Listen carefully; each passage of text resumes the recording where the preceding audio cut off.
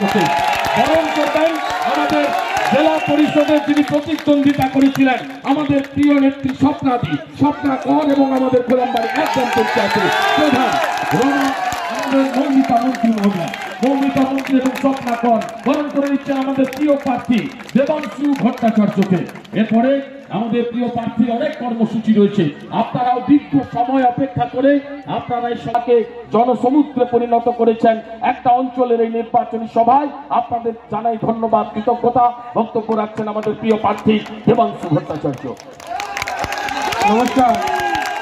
প্রথমেই মঞ্চে উপস্থিত মাননীয় ব্লক সভাপতি সুনীল দা থেকে শুরু করে যুব সভাপতি এতক্ষণ ছিলেন, মঞ্চে উপস্থিত অঞ্চল নেতৃত্ব, মঞ্চে উপস্থিত মাদার থেকে শুরু করে মহিলা,